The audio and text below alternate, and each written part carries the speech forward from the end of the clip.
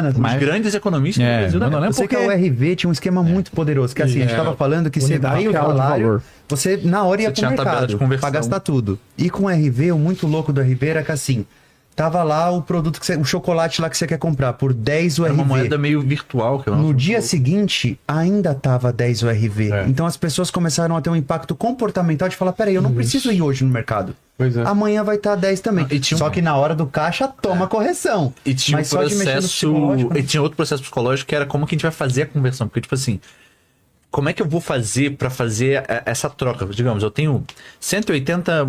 Não lembro qual era a moeda da época. 180 moedas. Vou converter. Nessa conversão do dia de hoje, na verdade, ela vai dar 87,64. Cara, pra pessoa. Gente, não tinha calculador no bolso no celular. Como é que você vai fazer uma conta dessa? Como é que a dona de casa vai fazer uma conta dessa? Então você tinha que fazer de uma maneira também que essa conversão ela fosse fácil para as pessoas fazerem, para não dar um caos também no mercado. Então, idealmente, era tentar cortar zero. E como é que você vai fazer a minúcia para tentar cortar zero? Ou dividir por 5, por 2. Se você fosse fazer uma minúcia O RV totalmente foi muito técnica, maluco, ia gerar uma crise muito enorme da troca de valores. É, o RV ele entrou em vigor, tô vendo aqui, ó, dia 28 de fevereiro. De 94. 94. E aí, no Quero fazer dia, essa transição. no dia Real. 1º, um RV já estava 647 cruzeiros. No dia 2 já estava 657. Então, no dia 3 já estava tanto. Ele foi aumentando de valor. Tinha uma tabelinha. Tinha uma tabela que você vai seguindo. Tem uma tabela que está no Ele ficava Wikipedia, um tabelão que tá ficava com os no valores mercado. corretos ali. No dia 30 de junho, já era 2.750. Exato. No dia 1º de julho, R$1. Pronto, um RV valia R$1. Acabou a discussão. Lembrando que é real porque era cruzeiro real. Ah, Tira o cruzeiro, já fica o teve real. cruzado novo. Cruzado novo. Cruzeiro, Foi e voltou, aí Cruzeiro tinha- real. Agora os réis, né? E assim, Até réis. 42 eram os réis. E teve um momento que assim, que os caras nem trocavam nota, só davam um carimbaço ali, pronto, essa é a moeda nova, a moeda vigente. Então foram várias crises que foram acontecendo do governo Sarney até de fato o real entrar em vigor. E quando aconteceu o real entrando em vigor, ainda tinha a galera insegura, pô, calma, Vai funcionar, não vai? Custa um só, um. Eu pagava 2.650, eu pago um. É isso. Não, e assim, há 10 anos que ficam trocando moeda e dura 6 meses. E com paridade E do agora? dólar. Ou seja, Paridade a do moeda tem credibilidade no mercado internacional. O FMI disse, cara, não tem como dar certo. E o Plano Real teve fases. Teve fase o quê? De aumento da arrecadação, o que pode ter sido impopular, porque aumento de impostos, mas era para que a gente tivesse dinheiro em caixa para Elástico. fazer com que essa reforma econômica desse certo no longo prazo. O que o FHC diz que ele fez foi não tratar o sintoma, mas tratar a causa da doença. Daí tanta privatização. Ele Não, mas privatiza. a privatização vem depois ainda. Mas para suprir todo esse prejuízo econômico, ele precisava ter muito mais caixa. E aí a Eletrobras, até hoje, né, uma das maiores privatizações de todas. E muitas vendidas a preço 49% da Petrobras. O Fernando Henrique Cardoso ele deixa o Ministério da Economia ainda durante o governo Itamar para se lançar candidato à presidência.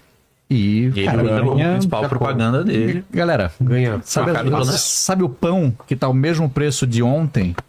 Aqui, ó. É o pai. Fui eu. O pai que fez. Então, bota em mim. Vou votar, Ele cara, é de tem um- primeiro Não tem turno. como discutir. no primeiro turno. É, não tem nem como Levou. discutir. Pô, e enquanto isso tinha o Lula, ainda um Lula muito Não vou combativo. pagar o FMI. Ainda um Lula Blá, blá, muito blá. combativo. Foi nessa eleição que o Enéas melhor se saiu. Foi. A eleição de 94. O Enéas saiu muito bem nessa eleição. Em 98 ele já patinou um pouco, mas 94 foi quando ele ficou em terceiro, se não me engano. E ganhou de nomes populares da política brasileira na época. Mas o Fernando Henrique Cardoso era o cara da política.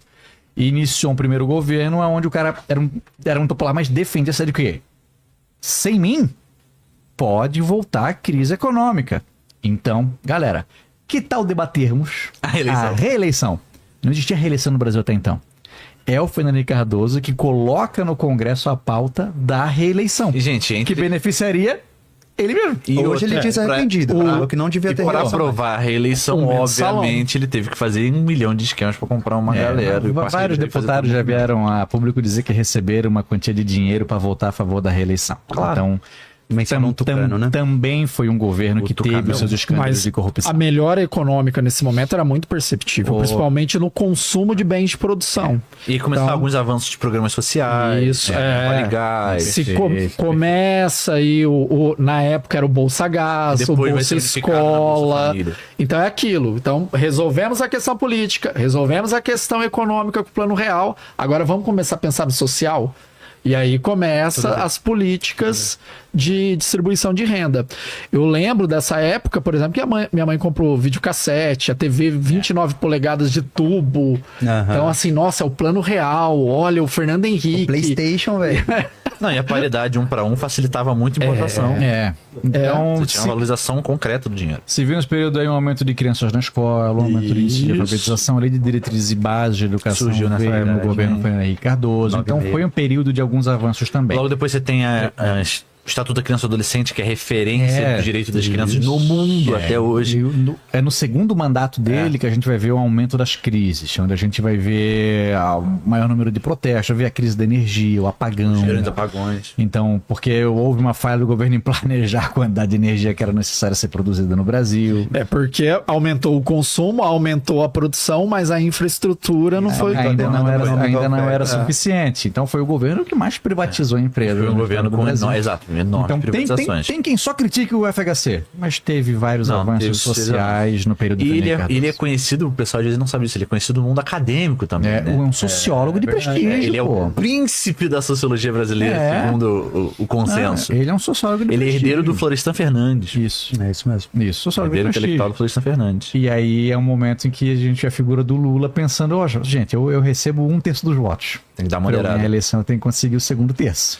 Tem que dar Ele uma moderada. começa a fazer então seus arranjos políticos, os acordos, às vezes com pessoas que ele não teria negociado antes. E vira o Como, Lulinha por exemplo, Paz e o vice- Amor. Lulinha, paz e amor. Como o vice dele, José de Alencar do PL. Né? Que era o chefe, o cara que representava os empresários e tal. Que ele A fez todo esse Carta acordo. à Nação Brasileira. É, a Carta da Nação Brasileira, que ele lançou uma rapaziada. Empresários, calmem.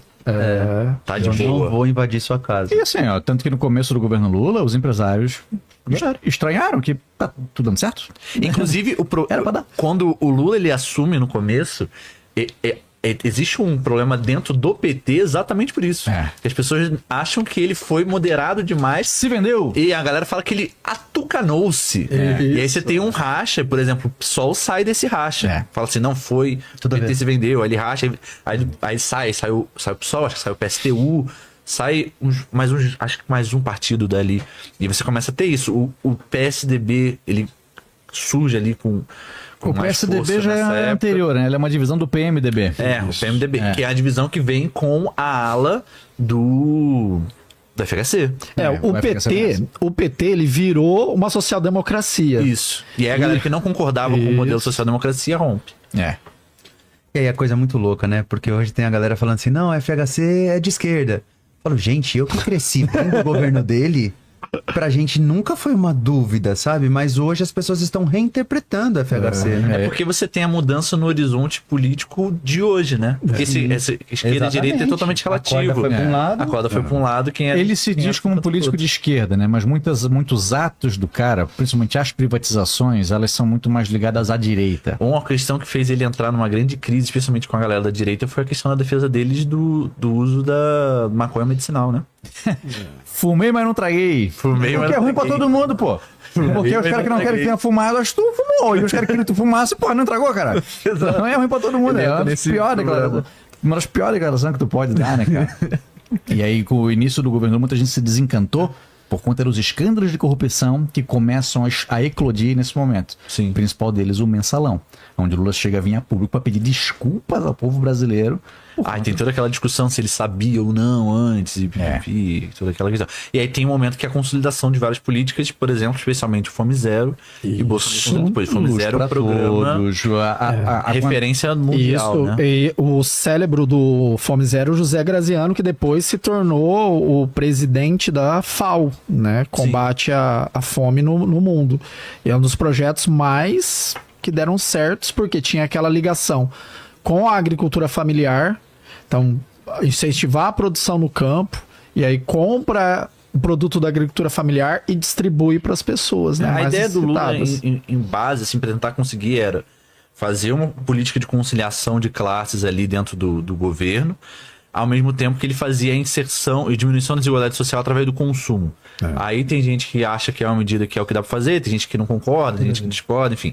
Aí é a grande disputa, inclusive, de até hoje, né? Porque o cara tá no terceiro mandato agora e a lógica dele de governança ainda é a É mesma. a mesma. E aí Inserir as pessoas no consumo. inserir as pessoas no consumo e fazer uma conciliação de classe, onde eu vou ceder essa parte aqui, que o pessoal não vai gostar, mas eu vou usar isso como manobra para tentar aprovar essa outra coisa aqui que as pessoas vão gostar. E vou ficar nessa brincadeira. Aí tem gente que tem todas as discussões de quais os limites disso, se isso realmente gera algum problema. A desilusão que teve no começo do PT foi com isso, né? As pessoas falando, cara, isso aqui não vai resolver nada. E a gente fala Vai ter muito gente do comprando, poder mas não vai ser executivo, e para esses executivos aprovarem essas medidas todas, precisa de apoio legislativo. E a gente poucas vezes pensa nisso, né?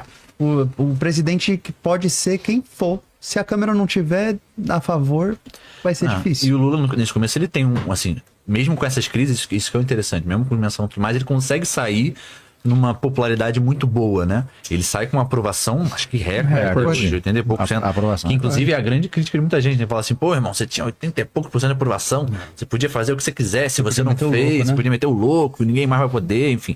A boa parte da esquerda faz essa crítica pra ele, né? E ele sai com o governo em alta, com uma economia relativamente ajustada. Pegou a época os do boom empre- das commodities.